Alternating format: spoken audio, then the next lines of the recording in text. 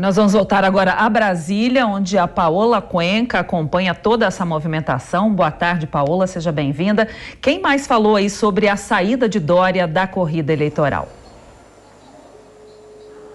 Nós tivemos diversos parlamentares que apoiam o presidente da República, Jair Bolsonaro, também se manifestando a respeito dessa desistência da pré-candidatura de João Dória para a presidência da República, incluindo o filho do presidente da República, o deputado federal Eduardo Bolsonaro.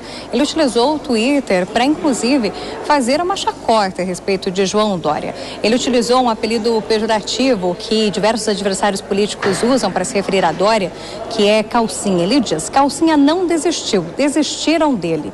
Sempre soubemos, mas eu torcia para que ele fosse candidato. Não que 1% fosse fazer diferença, mas politicamente afundaria o PSDB e seria no mínimo divertido vê-lo pela primeira vez sendo perguntado sobre questões que sua imprensa amiga jamais levanta. Eduardo Bolsonaro não chegou a dar detalhes a respeito de quais seriam essas questões, então que poderiam ser questionadas para João Dória. Além disso, Carla Zambelli, que também é do Partido Liberal, o mesmo partido de Eduardo Bolsonaro, do presidente da República, ela escreveu: o homem do 1% desistiu, acompanhado de diversos emojis rindo. Tchau, querido. Ela terminou a publicação. Carlos Jordi, que também é do Partido Liberal pelo Rio de Janeiro, escreveu: Dória desiste da candidatura à presidência. A margem de erro agora assume a liderança isolada da terceira via. E, encerrando a questão das publicações que fazem chacota a respeito dessa desistência, a gente tem aqui uma análise de Alexandre Padilha, que é deputado federal pelo PT de São Paulo. Ele escreveu: Dória anunciou que vai ser retirado da disputa para a presidência da República. Dessa maneira, o PSDB não vai ter um representante no pleito democrático pela primeira vez desde a redemocratização. Está cada vez mais claro que a terceira via não tem espaço. Inclusive, voltando a um debate que os nossos comentaristas têm falado aí a respeito dessa disputa ficar cada vez mais polarizada entre o ex-presidente Lula e o atual presidente da República, Jair Bolsonaro. Bom, a gente volta aqui com os nossos comentaristas, vamos com o Ricardo Salles primeiro. Dória aí saindo da disputa, deveria sobressair agora, então, os dois candidatos do PT e o presidente Bolsonaro também. Terceira via, como você já falou, fica difícil nesse momento.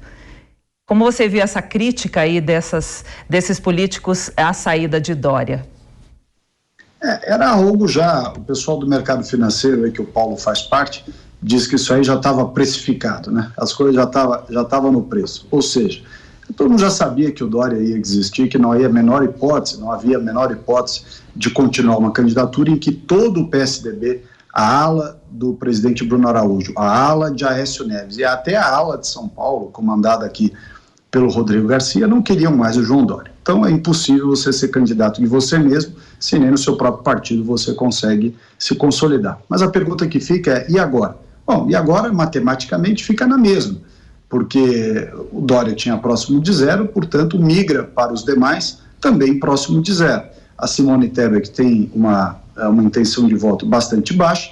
O que ela vai fazer é marcar a posição de uma alegada terceira via, que, no mais das vezes, tem mantido essa sua posição de nem aderir com o PT, nem aderir a Jair Bolsonaro, por uma questão meramente pragmática, do uso, por exemplo, do fundo eleitoral, pelos seus candidatos a deputado, pelos seus candidatos a governador, pelo uso do tempo de televisão. Então, mantendo uma candidatura independente, consegue dar mais exposição para os seus senadores e deputados, e também alguns partidos que têm candidatos mais viáveis aos governos do Estado.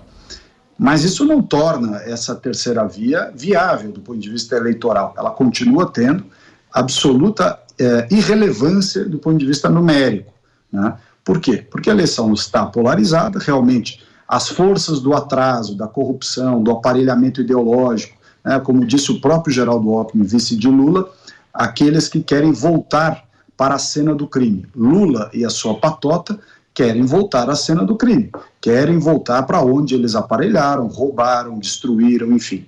O governo do presidente Bolsonaro tem um norte correto de diminuição do tamanho do Estado, de manter princípios importantes da pauta conservadora, de defesa da família brasileira, enfim, esse é o horizonte para o qual vai o governo do presidente Bolsonaro, em que pese tenha passado realmente por dificuldades decorrentes dessa grave pandemia que paralisou por 2 anos o mundo inteiro e que só não foi pior graças ao próprio Bolsonaro, porque João Dória liderou um movimento de governadores e de prefeitos que fizeram questão de colocar aquela regra do fique em casa, a economia a gente vê depois, inclusive para que a economia fosse mal e esse problema caísse no colo do presidente Bolsonaro.